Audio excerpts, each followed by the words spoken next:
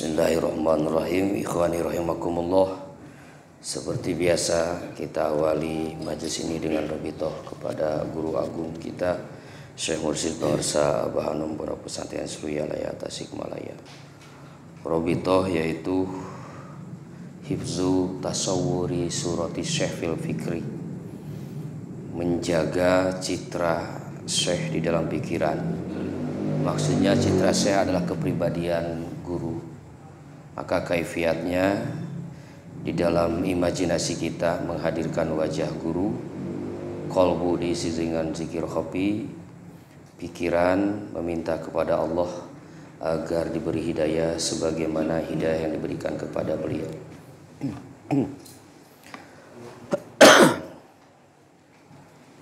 Bismillahirrahmanirrahim. Assalamualaikum ayyuhan nabi wa rahmatullahi wa barakatuh. Assalamu alayna wa ala ibadillahi sholihin. Assalamu alayka ya waliyallah. Assalamu alayka ya habiballah. Assalamu alayka ya habib rasulillah sallallahu alaihi wasallam.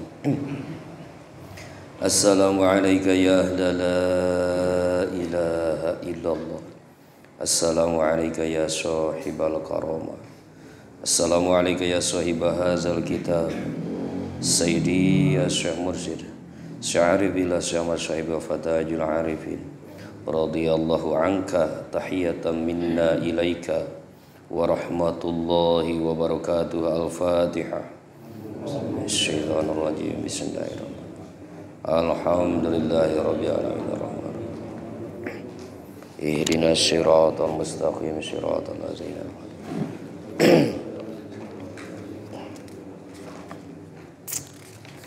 Bismillahirrahmanirrahim. Assalamualaikum warahmatullahi wabarakatuh.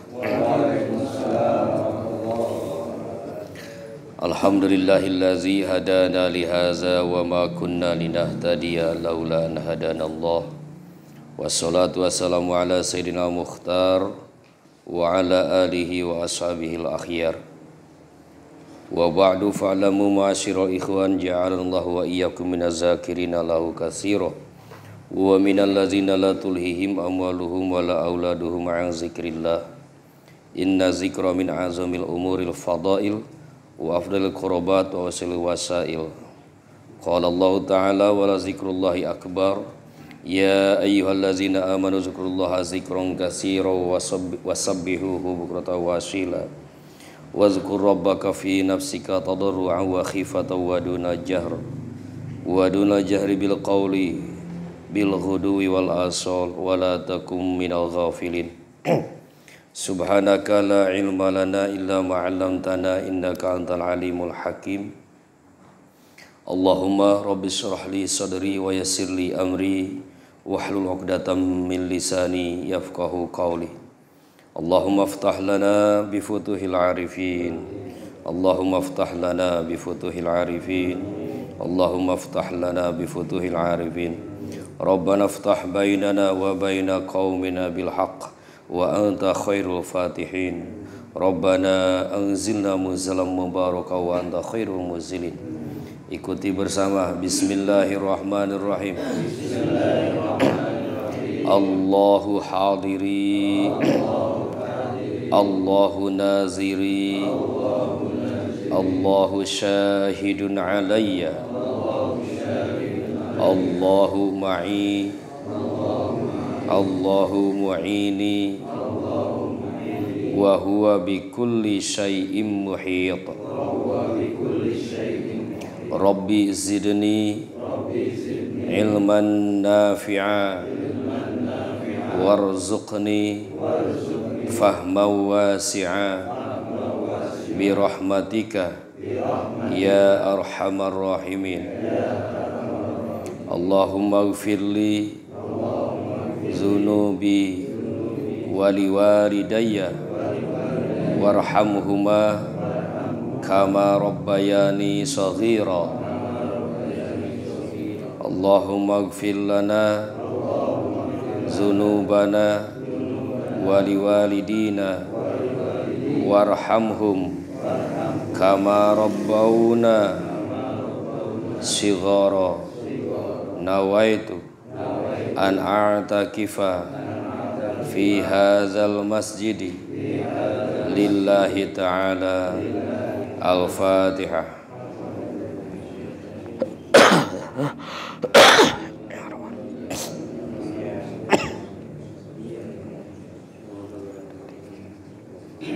Ilahi anta maksudi wa ridhaka matlubi atini mahabbataka wa ma'rifataka.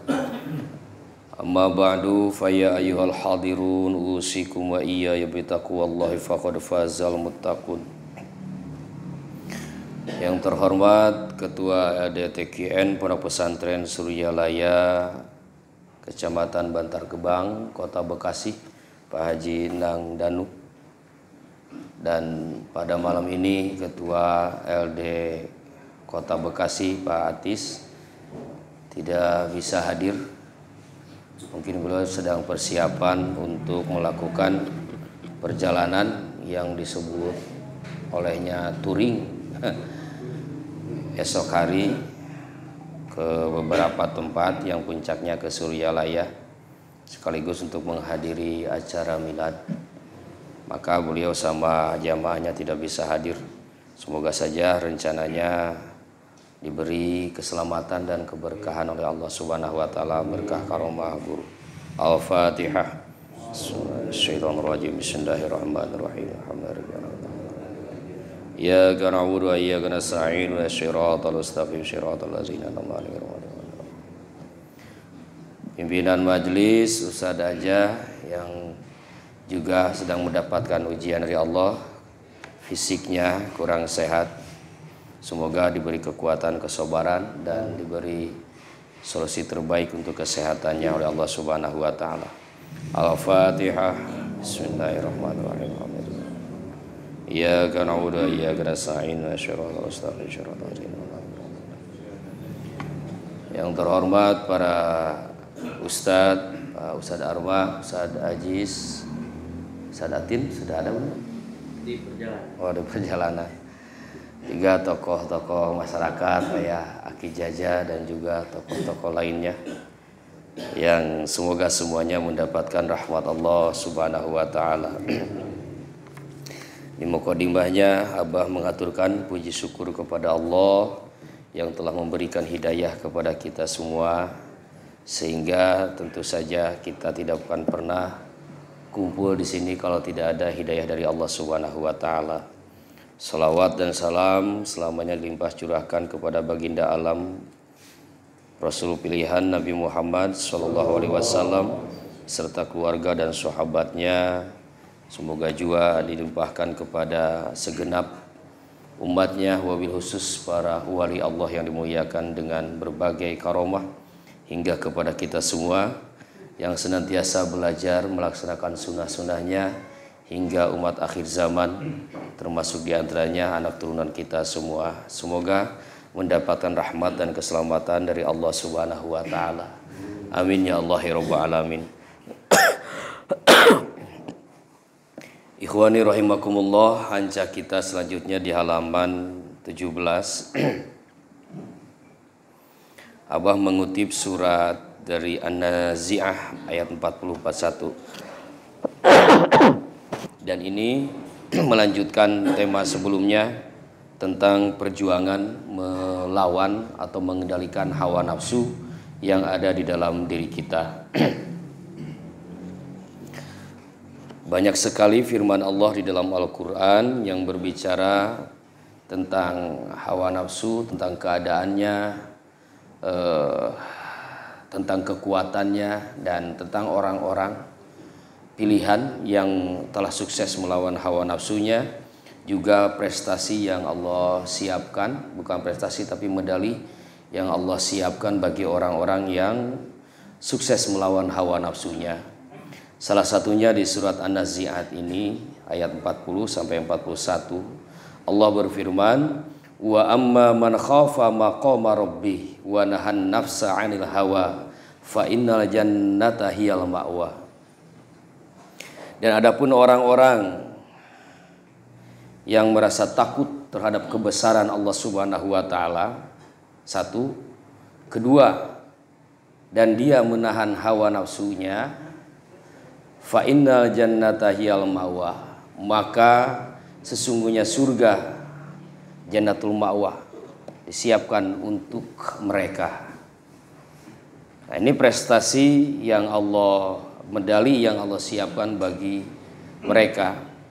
Pertama, dia memiliki rasa takut terhadap kebesaran dan keagungan Allah Subhanahu wa taala. Lalu kemudian perasaan ini bersifat psikis ya, kejiwaan, bersifat kejiwaan. Namun kemudian sifat-sifat takut ini diwujudkan dengan prosesnya diri mengendalikan hawa nafsu. Karena orang beriman yang merasa takut terhadap kebesaran Allah ini sangat paham bahwa mengikuti hawa nafsu sama dengan menentang Allah Subhanahu wa taala. Sementara kalau pribadinya merasa takut, tentu saja tidak akan pernah menentang Allah Subhanahu wa taala. Nah, untuk orang-orang yang sukses terhadap hal ini, Allah sudah menyiapkan jannatul ma'wa, surga bagi dia.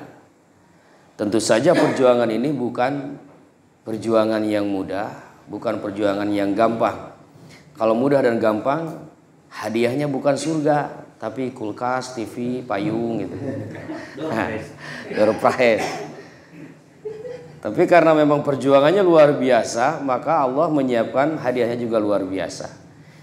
Perjuangan di sini tidak hanya terbatasi oleh waktu, tapi sepanjang waktu, selama hayat di kandung badan, selama ruh berada di dalam ruh jismani atau jasad ini, perjuangan ini terus menerus, setiap detik, setiap saat, setiap helaan napas kita dituntut oleh Allah agar kita senantiasa mampu mengendalikan hawa nafsu tersebut. Baik itu hawa nafsu yang bersifat batin maupun yang bersifat zahir. Nah, wujud orang-orang yang merasa takut terhadap kebesaran Allah, dia setiap detiknya, setiap helaan nafasnya akan berjuang mengendalikan hawa nafsu ini. Pertama, hawa nafsu amarah. Di dalam latifah kita, dan itu sumbernya dari kitab Fuyudatur Rabbani, nafsu amarah ada di sini, di otak, pas di ubun-ubun di sini. Nafsu amarah, sifat mazmumah ya, yang jeleknya adalah gerakan-gerakan yang membabi buta, yang merusak segala. Biasanya karakternya ketika nafsu itu datang, dia selalu merasa benar. Urusan ke kumahang ke gitu. Urusan nama, merasa benar, merasa paling berani, dan dia serba siap untuk menghadapi segala masalah yang di depan. Taunya nanti sudah selesai masalah itu, si nafsu amarahnya sudah tidur, muncullah nafsu lawamah. Nafsu lawamah yang positif muncul, memarahi diri sendiri, menyalahkan, sia atau gitu gawe, gitu. Menyesal kaduhung aing. Nah, ini nafsu lawamah. Kemudian yang di sebelah kiri ini, nafsu lawamah 50-50. Kalau nafsu amarah hampir full. Kalau nafsu lawamah 50% mencela, 50% berbuat buruk. Keburukannya di nafsu lawamah itu adalah dengki, dendam, dan lain sebagainya. Ekspresi di dalam gerakan dia tidak ada. Ketika lawamah sudah menjadi gerakan membabi buta, itu sudah menjadi amarah. Lawamah adalah nafsu yang suka mencela. Ketika amarah selesai aksi, memukul orang atau memarahi orang, memarahi saudara, keluarga, dan sebagainya. Kemudian setelah itu dia menyesal. Nah, yang menyesal itu, yang memberikan nasihat itu nafsu lawamah. Nah, amarah yang ada di otak itu, dia yang membuat gerakan. Nah, orang-orang yang memiliki rasa takut terhadap kebesaran Allah, dia akan selalu memperhitungkan itu dalam setiap pergerakannya. Bukan berarti tidak ada nafsu yang keluar, tapi ketika nafsu itu keluar, dia mencoba untuk menahannya. Dan setiap orang tidak bisa terlepas dari nafsu itu. Seperti yang disampaikan oleh Allah dalam surat Yusuf ayat 53. Ini kata-kata Nabi Yusuf, "Wa ma ubari'u nafsi inna nafsal la'amaratun bisu." Aku tidak menyatakan kalau aku ini terbebas dari nafsu. Karena sesungguhnya nafsu itu senantiasa menyuruh, menghendaki atau mendorong kepada keburukan. Nabi saja mengatakan seperti itu, Pak. Ini kan Nabi Yusuf. Mengkisahkan Nabi Yusuf. Aku tidak berlepas diri. Aku tidak menyatakan bahwa aku sudah bebas dari hawa nafsu. Tetap masih ada. Itu sisi basariahnya. Sisi basariahnya. Ini menunjukkan berarti setiap manusia memiliki nafsu itu. Dan semua nafsu, sesungguhnya nafsu senantiasa menyuruh atau menghendaki atau mendorong terhadap keburukan. Illa ma rahimah rabbi, kecuali nafsu yang dirahmat oleh Allah. Mana nafsu yang dirahmat oleh Allah? Nah, mulailah muncul di level 3, nafsu mutmainnah. Mana nafsu mutmainnah? Salah satunya bisa kita rasakan ketika kita sedang ibadah dan zikir, jiwa merasa tenang. Ini nafsu mutmainnah nih yang beraksi. Yang beraksi. Nanti kalau sudah sukses, di situ naik ke level nafsu rodiyah, amarah, mulhimah, mutmainnah. Ada satu lagi kelewat apa ya?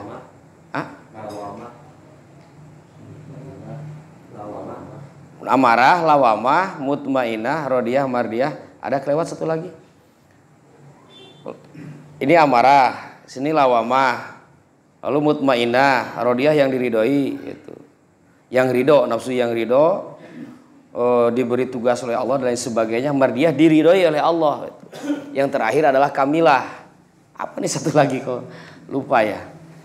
Nafsu amarah, lawamah, mulhimah. Nah, ketiga level 3 ini mulhimah. Mulhimah itu nafsu yang diberi ilham. Iko ada orang-orang yang senantiasa diberi petunjuk oleh Allah, diberi ilham oleh Allah. Ini nafsu mulhimahnya sudah kuat. Sudah kuat. Senantiasa apa yang dia lakukan senantiasa diberi ilham. Karena proses dia di awalnya senantiasa melaksanakan DKM saja gitu. Maka untuk menerima petunjuk itu dia mudah. Karena sudah terbuka. Nah, nafsu mulhimahnya sudah aktif. Sehingga menerima sinyal-sinyal dari Allah dia sangat mudah. Sudah tidak perlu konsentrasi tertentu. Sedang ngobrol biasa saja, meskipun sedang nongkrong di pinggir jalan atau di pinggir kali, lagi mancing juga, mudah itu menerima petunjuk. Bahkan meskipun itu dari kucing atau hewan yang lain sekalipun. Atau manusia sedang berbicara dengan manusia lainnya, atau dengan dia, atau ada masalah. Dari situ dia mendapatkan petunjuk, mendapatkan ilham. Ini ketika nafsu mulhimah sudah mendominasi, Pak. Dari situ nanti naik mutmainnah, rodiyah, mardiyah, kamilah. Tetapi level-level itu sudah bukan tugas kita. Itu sudah hak Allah. Tugas kita hanya di 2 level. Pengendalian nafsu amarah dan lawamah. Sebenarnya tidak banyak.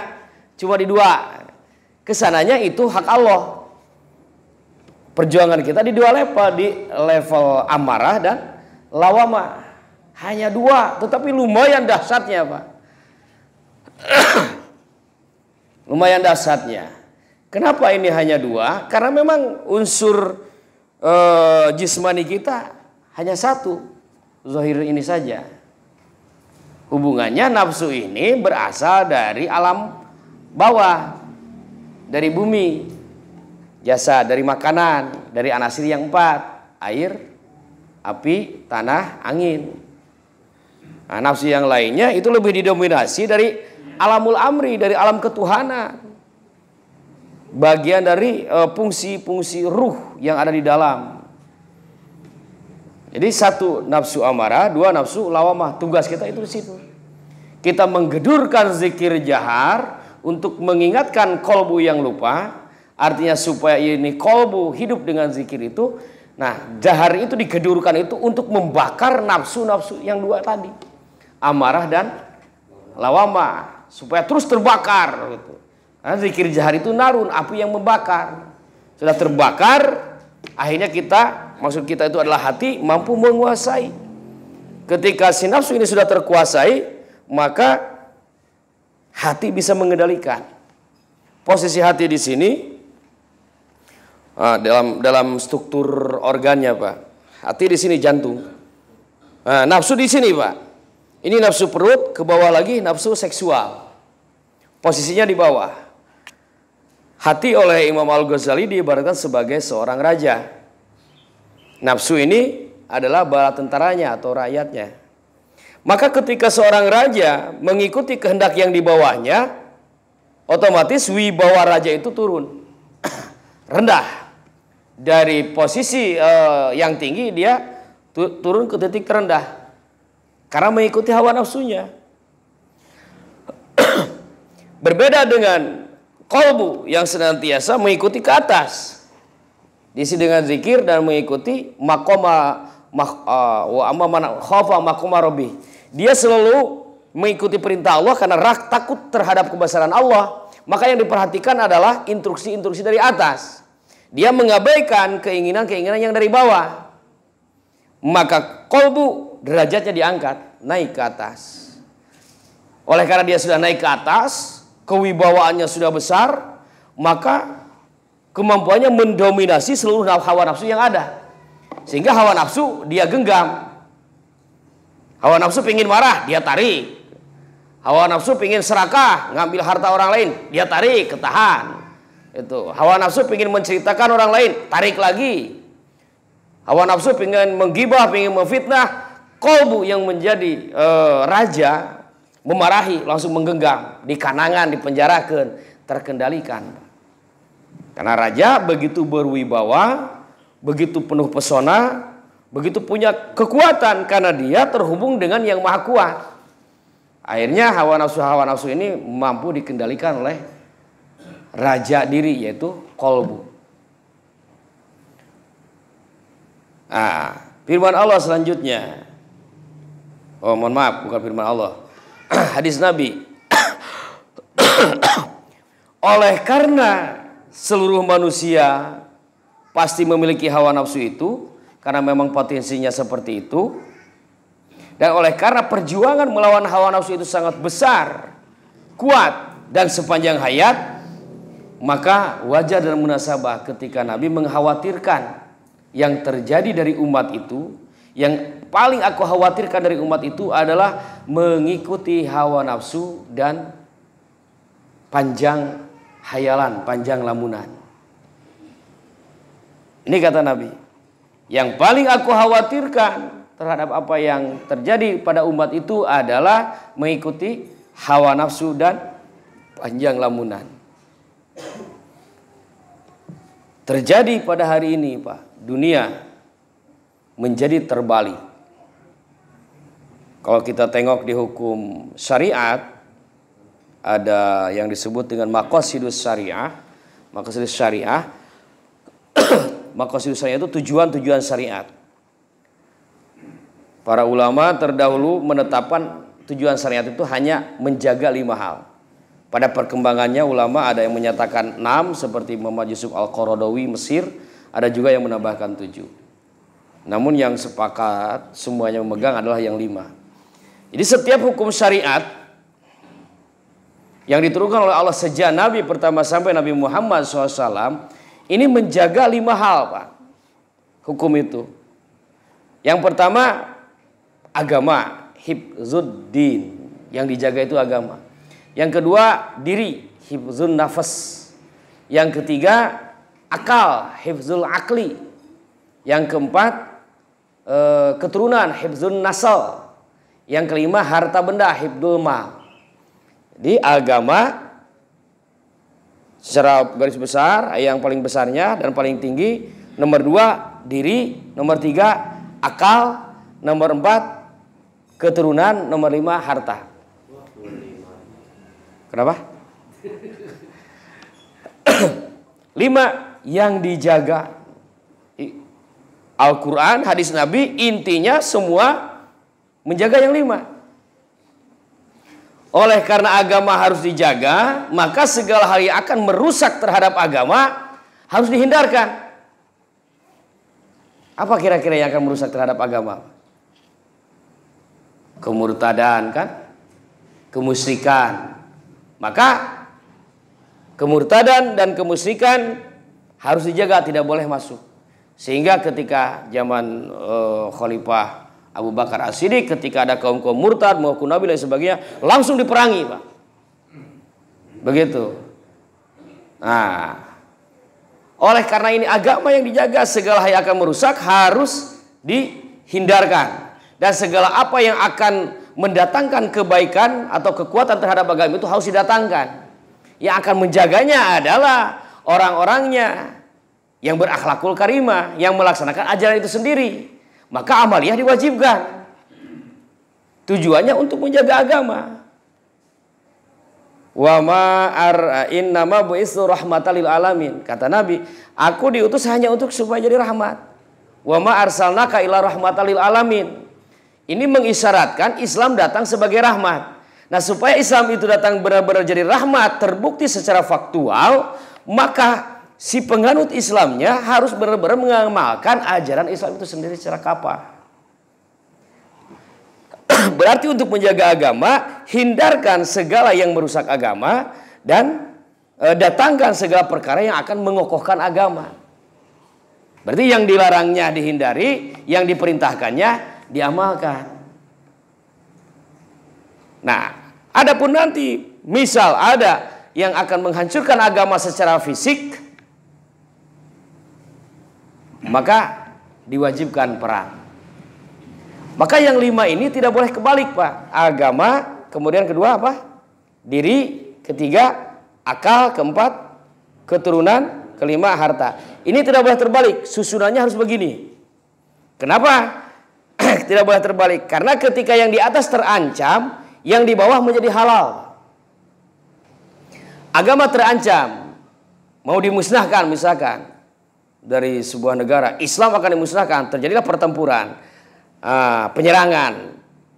Maka diri, akal, turunan, harta menjadi halal, Pak. Dengan adanya kewajiban perang. Membunuh kan haram, tapi ketika agama terancam menjadi halal, perang. Akal juga harus dipertahankan. Tapi ketika agama terancam, harta benda pun menjadi halal. Disebutlah ghanimah. Peperangan terjadi antara muslim dengan musuhnya misalkan. Lalu menang, maka harta ini menjadi halal. Disebutlah ghanimah. Ini agama nomor 1. Nomor 2, diri. Yang dijaga oleh syariat itu, ya tujuan syariat diturunkan nomor 2 itu menjaga diri. Diri ini dijaga karena ini adalah amanat dari Allah Subhanahu wa taala. Maka sebagai proses penjagaan terhadap diri, hindarkan segala hal yang akan merusak diri. Maka oleh karena itu pembunuhan diharamkan. Itu merusak jiwa, merusak diri. Diwajibkan, diharamkan pembunuhan, diharamkan makan makanan yang akan merusak. Makanya babi haram. Loh, kenapa babi haram? Bukannya gak merusak, itu nikmat. Secara fisik memang tidak, Pak. Meskipun ada sebagian orang yang mengatakan kulit menjadi bau karena babi. Tetapi yang paling berbahaya itu secara psikis, Pak. Saya masih ingat kisah di sebuah tafsir. Itu ulama pembaharu dari Mesir, lupa lagi namanya. Dia ditanya kenapa babi menjadi haram di muslim. Padahal secara fisik itu sangat lezat katanya. Dia menjawab dengan jawaban yang praktis, Pak. Anda tolong bawa ke sini 3 babi, yang 1 betina, yang 2 jantan. Kemudian bawa juga ayam, 3 ayam, yang 1 betina, yang 2 jantan. Ceritanya dibawa, Pak. Coba ayam dulu masukin ke kurung. Nah, ternyata ketika si betina dikawin sama si pejantan satu, si pejantan yang satu lagi marah, Pak. Sehingga si ayam ini berantem. Akhirnya tidak pernah terjadi nih kawin salah satunya. Nah, simpan. Sekarang babi, silakan. Ternyata ketika babi jantannya mengawini si babi betina, si babi yang satu tidak marah, Pak. Dia hanya menonton. Dijagain. Nah, selesai babi yang satu pejantan, dia masuk mengawini lagi. Gantian. Nah, Anda lihat tuh karakternya. Ayam yang masih bersifat binatang, dia memiliki rasa cemburu. Tidak mau istrinya seperti itu. Kalau sampai kelihatan banget, mati hayang aing gitu. Tapi lihat babi, dia bisa berserikat, bergantian, trisom bahkan,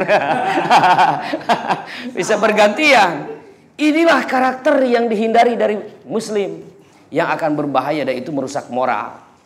Kalau itu terjadi, maka akan menjadi pertanyaan anaknya itu turunan siapa? Kan hancur yang di bawahnya juga. Status hukum, status waris nantinya akan menghancurkan. Status hukum keluarga, dari situ status hukum waris, hancur semuanya. Gara-gara sifat atau sikap seperti itu. Pahamlah orang-orang non muslim ketika itu. Nah, ikhwani rahimakumullah.